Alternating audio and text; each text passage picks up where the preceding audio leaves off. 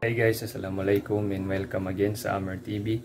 So for today's video guys, is ituturo ko sa inyo kung paano i-connect yung ating Facebook account sa ating bank account or di kaya sa ating PayPal account.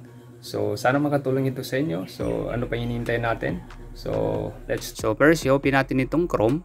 Ayan, so be sure na naka-sign in yung Facebook account natin, which is nandun yung ating Facebook page, okay?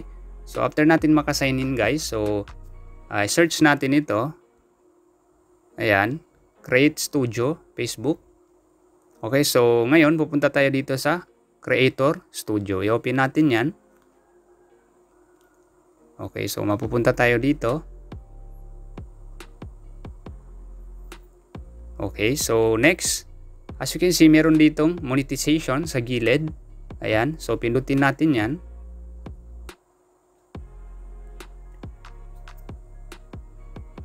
Okay, so mapupunta tayo dito guys. So pindutin lang natin dyan and then meron tayong makikitang parang bahay dyan. Ayan, dito sa baba ng star. So pindutin natin yan.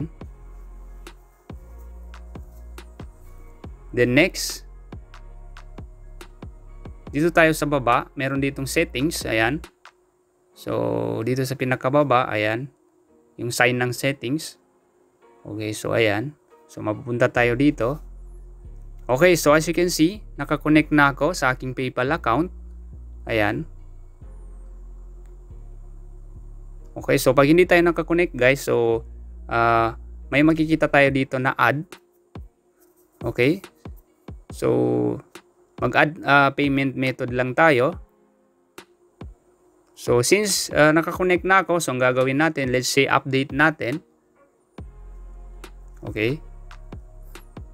So ganito yung makikita natin guys.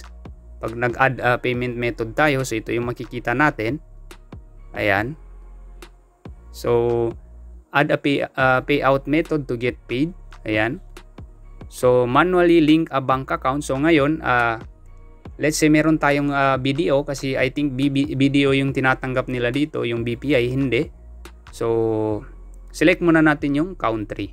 Ayan. Okay, so select natin yung country natin. Okay, so ayan. Then ilalagay natin dito yung account holder name. So yung name natin guys, yung complete name natin. So ilalagay lang natin dito guys.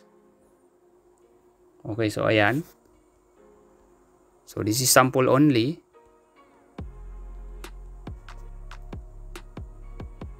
Okay, so ayan. Then swift code, saan ba natin makukuha yung swift code guys? So search lang natin. Let's say BDO. So swift code.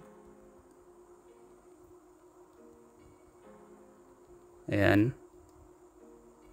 BDO, ayan.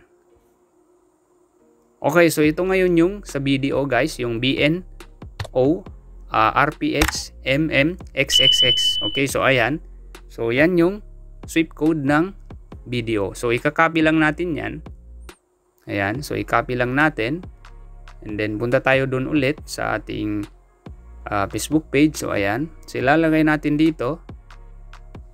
And then next, ang ilalagay natin dito is yung account number natin. So ilalagay natin ngayon dito yung account number natin. And after that, pag nalagay natin guys, okay, so this is sample only. So ngayon, ang gagawin natin dito is pipindutin natin itong link bank. So malilink na yung ating Facebook page sa ating bank account. So ngayon, ang makikita natin doon is nakalink na siya. So ibig sabihin pag magsasahod na tayo guys, so direct na yun sa ating bank account. Okay? So next naman is dito tayo sa PayPal. Ayan. So pag PayPal tayo guys, so kailangan natin gumawa ng PayPal account. And then after that, pinutin natin itong use PayPal. Okay, so ngayon, magda-direct tayo dun sa login form ng PayPal. So ngayon, after that, ilalagay natin dito yung password ng ating PayPal account. Then after that, after natin nalagay, so pag nag-sign in tayo, so automatically, makukonect na siya dun sa ating PayPal account. Okay? So be sure na meron tayong PayPal account guys. So balik tayo. Okay guys, so pwede rin natin i-edit itong ating payment account info.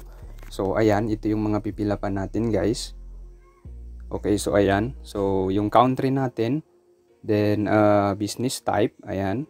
Then yung first name, middle name, that is optional. So pwedeng lagyan, pwedeng hindi. Yung last name, so kailangan lagyan. Saka yung business address natin guys, yung ano yan, present address natin. Okay, so province, ayan, Autonomous Region in Muslim Mindanao or BARM. So 9,600. So that is Cotabato City. Yan yung city natin. And then yung phone number natin. At saka yung guys pala, yung ating tax ID. So kailangan natin ng TIN number guys. So ayan na yung tax ID number ko or yung TIN number. So after that, save lang natin guys. Okay, so ayan. So para ma-save natin guys, so kailangan natin i-input yung ating password. So since okay naman yan siya, so hindi na natin siya ilalagay yung password. So ganun lang guys. Ito lang yung mga kailangan guys na details na kailangan natin i-enter para makakonect natin yung ating Facebook page sa ating PayPal account or di kaya sa ating bank account. Okay? So ganun lang. Again, thanks for watching and don't forget to subscribe to my YouTube channel and wassalam.